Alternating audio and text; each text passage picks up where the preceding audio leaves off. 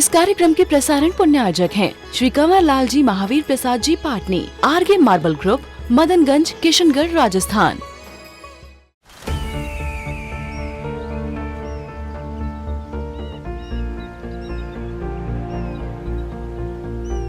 जो बनकर मेरा हमसफर आएगा, सिर्फ उसी को फर्क नजर आएगा। शुरू करो, डालो बुनियाद, घर महल नजर आएगा। वंडर लाइए, वंडर अपनाइए, फर्क नजर आएगा।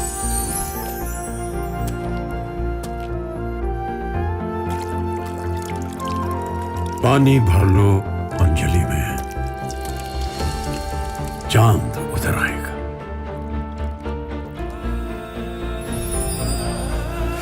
वंडर है ना, वंडर लाइए, फर्क नजर आएगा।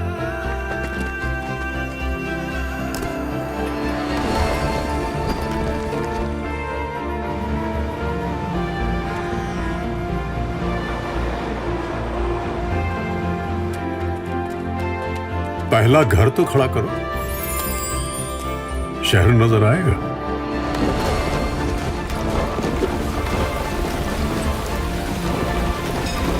साल बरस और सदी नहीं, एक युग गुजर जाएगा। उम्र न पूछो वंडर की, जब फर्क नजर आएगा। वंडर सीमेंट, फर्क नजर आएगा। दान की परिभाषा क्या होती मालूम है? अनुग्रहार्थम स्वस्याति सर्गो दानम। अनुग्रह करने के लिए स्वस्य अति सर्गम। स्वस्य मीन्स अपना समर्पण अथवा अपने धन का, अपने द्रव्य का समर्पण। मूल में स्वयं का उपकार, स्वयं का अनुग्रह। ठीक है, आहार दोगे तो उस आहार से उनकी सारी क्रियाएं होंगी, सामायिक होंगे, 6 आवश्यक का भी पालन करेंगे, स्वाध्याय करेंगे, धर्म ध्यान करेंगे, प्रतिक्रमण करेंगे, सारे जो हैं दिन भर की क्रियाएं हैं वो अच्छे से करेंगे, उन्हें एनर्जी मिलेगी। पर मूल पर्पस उनका नहीं होता है, मूल पर्पस स्वयं का कल्याण का होता है। तो वहां भक्ति आती है, और जिसके हृदय में अनुराग का भाव होगा वो तो हमेशा कोशिश करेगा कि मैं हमेशा दूं। वो व्यवस्था से कैसे चलेगा? 3 दिन, 4 दिन, 5 दिन, यानी 4 दिन के लिए अनुराग रहता है ऐसा।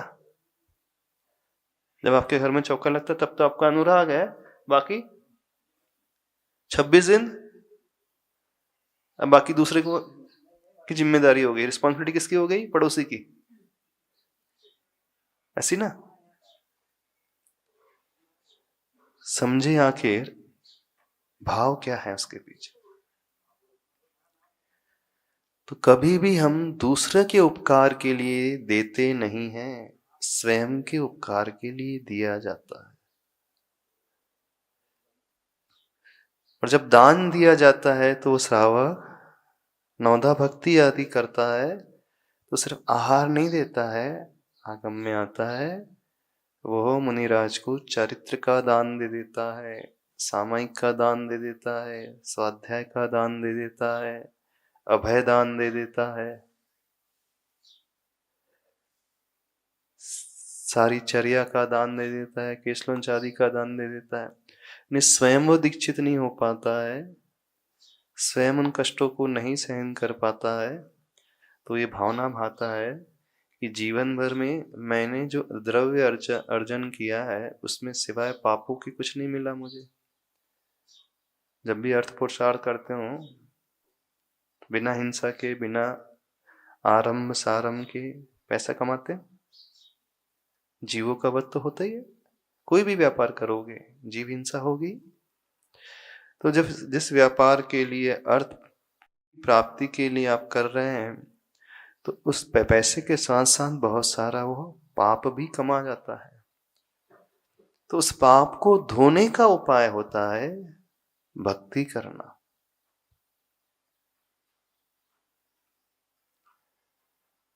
और वो भक्ति होती है नवधा भक्ति।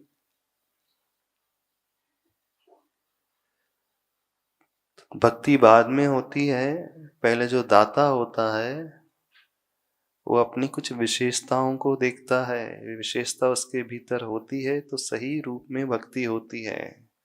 तो उसकी क्या रिक्वायरमेंट होती, दाता कैसा होता है? दाता के कुछ गुण होते पता है? कितने गुण होते हैं?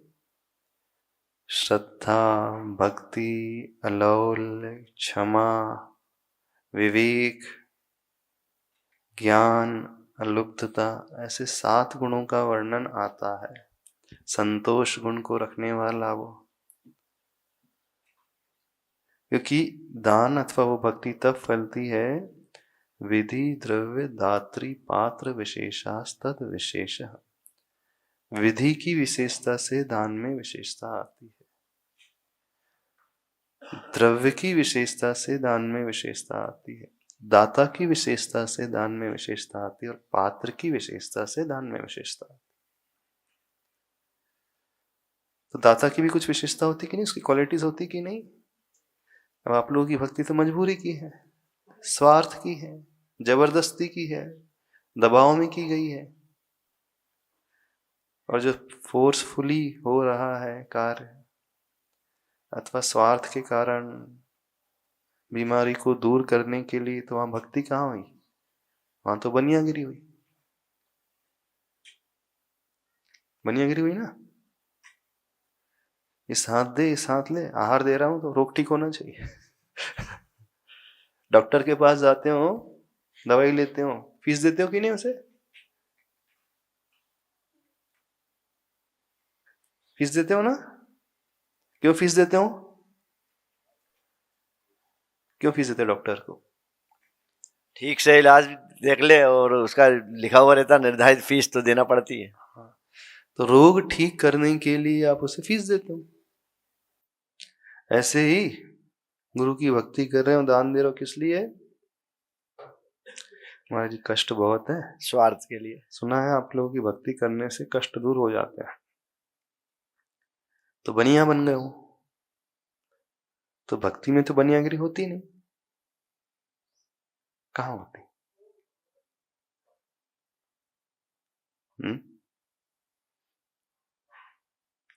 समझिए इस विषय को। जो दाता होता है वो इन 4 बातों को जानने वाला होता है। क्या विधि होना चाहिए? विधि पता है आपको? और मेन दाता के क्या गुण होना चाहिए? दोनों ही चीजों की जानकारी उसे होना चाहिए। तो विधि पता है? नौदा भक्ति। अच्छा, किस किस को पता है नौदा भक्ति किसे कहते हैं? मन हाँ, बोलो पहले पड़गान होता महाराज जी। हाँ, पड़गान के बाद उच्चासन, दूसरी पाद प्रक्षालन, पूजन, हाँ, फिर मन शुद्धि, वचन शुद्धि, काय शुद्धि, दाता की जो है आपने बताया वो कितनी हो गई? 7 हुई। और आहार जल शुद्ध है, आहार के लिए आहार की शुद्धि 8 हो गई। और एक मिनट परिक्रमा एक रहेगी, 9 पूरा परिक्रमा लगाना, 3 बार परिक्रमा लगाना। पड़गान के बाद परिक्रमा होती है, परिक्रमा के बाद जो है उच्चासन होता है। और कौन बताएगा नौ भक्ति कौन कौन सी होती? पड़गान तो रोज करते हो ना?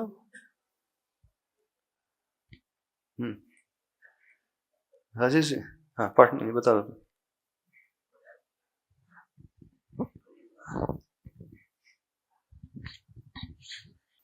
मन शुद्धि वचन अत्रो अत्रो अत्रो तिष्ठो तिष्ठो तिष्ठो आहार जल शुद्धि। कितनी हो गई? मन शुद्धि, वचन 3 हो शुद्धि, गई। काय शुद्धि। अत्रो अत्रो तिष्ठो तिष्ठो आहार जल शुद्धि 3 हो गई। सब तो है। गिनते रहना, अपन को 9 गिनना। परिक्रमा, 4 उच्चासन, पाद प्रक्षालन, पूजन, मन शुद्धि, वचन शुद्धि, काय शुद्धि, आहार जल शुद्धि। मन शुद्धि, वचन शुद्धि, काय शुद्धि, 11 हो गई। तो नहीं तो ये एक ही होगी ना? हाँ?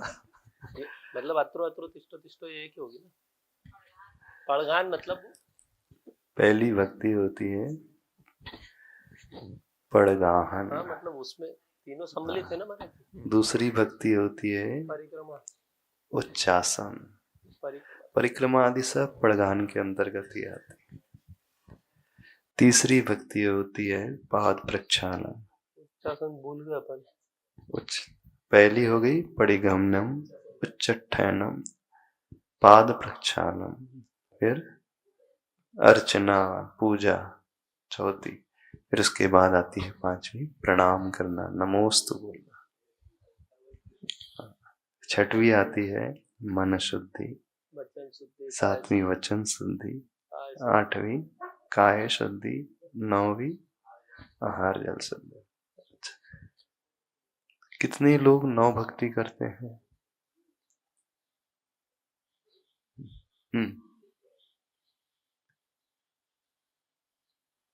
आहार देते हो ना, तो नौ भक्ति से देते हो? नहीं देते हो? पड़गान करेंगे तो ही नो भक्ति होगी महाराज जी, हाँ। नहीं तो नो नहीं, नहीं तो संभव क्या नहीं होगी? है। कितनी होगी? नहीं हो तो कितनी होगी बताओ? के बाद पहुंचेंगे, पाद प्रक्षालन हो जाएगा तो फिर तो 3 ही। नहीं, गुरु आए अथवा ना आए, नहीं भी आए तो नौदा भक्ति हो सकती है। कैसे? यदि आप अपने द्वार पर खड़े होकर के भक्ति कर रहे हो, इंतजार कर रहे हो, उस विधि को कर रहे हो, तो पूरा पुण्य मिलता है। साधु आने अथवा ना आने से फर्क नहीं पड़ता है, आप विधि कर रहे हो कि नहीं उससे फर्क पड़ता है। अच्छा, तो पूरी जब पड़गान करते तो पूरी 9 करते हो? अच्छा, ये भी बता दो चला। जब पड़गान करते तो 9 भक्ति करते हो कि नहीं मुनि करते? मुनिराज के हार होंगे तो पूरी 9 भक्ति होगी। नहीं तो पूरी करते हो कि उसमें स्किप कर जाते, कुछ कुछ नहीं छूट जाती? छूटती क्यों नहीं, छूटेगी ही नहीं, महाराज जी लौट जाएंगे अगर अधूरी रहेगी। अच्छा, तो पाद प्रक्षालन करके फिर क्या करते हो? पूजन करेंगे ना, नहीं, पाद प्रक्षालन करके क्या करते हो? गंदों तक लगाते पादोदक लगाते हो माथे पे सब कि उस लगाते थाली में हाथ धो लेते हो? नहीं, सब लोग लगाते हैं चौके के। नहीं, अच्छा, गंदोदक लगा के फिर उसी में हाथ धो लेते हो? नहीं, हाथ अच्छा, धोने की मंदिर थाली में अलग कितने रहती लोग जहाँ गंदोदक का पात्र रहता है उसी में हाथ धोते हैं?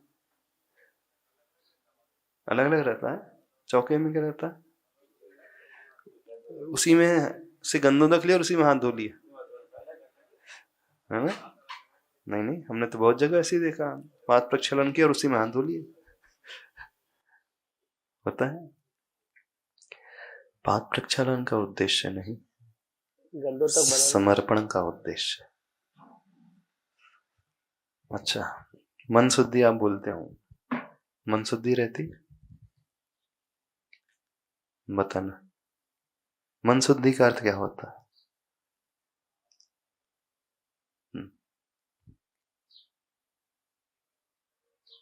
सभी तो बोलते हैं मन शुद्धि। मन की शुद्धि कैसे होती है?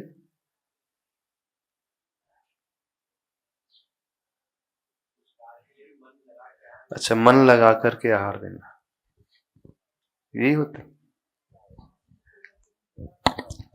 राग द्वेष से रहित होकर के, ईर्ष्या से रहित होकर के, क्रोध चिल्लाहट आदि से रहित होकर के, लोभ आदि से रहित होकर के, कोई आकांक्षा नहीं है, इच्छा नहीं है आहार के बदले में ये मिल जाए। बहुत सारे लोग बहुत चिल्लाते रहते हैं, गुस्सा करते रहते हैं, तो फिर मन शुद्ध कहाँ रहेगा? जिस मन में क्रोध भरा है तो शुद्ध कहाँ? ईर्ष्या भी रहती कि नहीं? हाँ, पड़ोस में आहार हो जाए तो और अपने यहाँ ना हो तो, बाजू से आगा कुछ भी लेकर के और देते हो, मन शुद्धि वचन शुद्धि काय शुद्धि आहार जल शुद्धि, और दे देते हो, तो कौन से भाव से देते हो? गुणानुराग के भाव से देते हो? आत्मीयता आह्लाद होकर के देते हो? किसी के आहार हो गए, हमारे तो कोई नहीं, ऐसे भाव से देते हैं? बताइए। ईर्ष्या से और रहित रहे, अलोल आत्मीयता के भाव से। कितने लोग की मन शुद्धि रहती? मन की शुद्धि का अर्थ है कषायों से रहित अवस्था। दूसरा परिणाम नहीं होना चाहिए। सिर्फ कौन सा परिणाम होना चाहिए मन शुद्धि के लिए? सिर्फ गुणानुराग का ही परिणाम होना चाहिए। अच्छा, वचन शुद्धि क्या कहलाती? चिल्लाने वाले शब्दों का प्रयोग नहीं, तू तड़ाक वाले शब्दों का प्रयोग नहीं। दूसरों को कटु लगे ऐसे शब्दों का भी प्रयोग नहीं। सभ्य वचन, रिस्पेक्ट देने वाला। काय शुद्धि?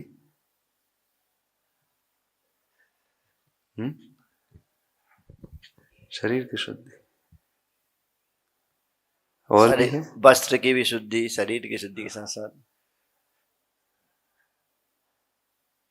द्रव्य शुद्धि, क्षेत्र शुद्धि, काल शुद्धि और भावों की शुद्धि।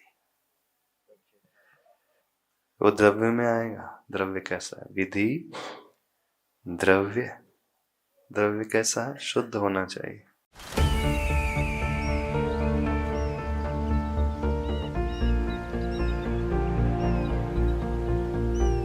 जो बनकर मेरा हमसफर आएगा, सिर्फ उसी को फर्क नजर आएगा। शुरू करो, डालो बुनियाद, घर महल नजर आएगा। वंडर लाइए, वंडर अपनाइए, फर्क नजर आएगा।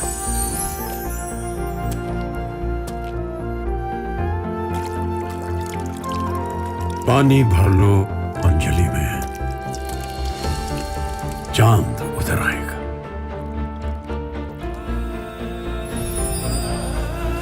वंडर है ना? वंडर लाइए, फर्क नजर आएगा।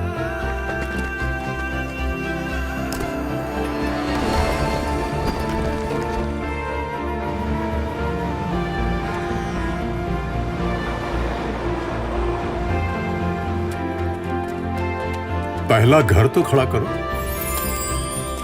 शहर नजर आएगा।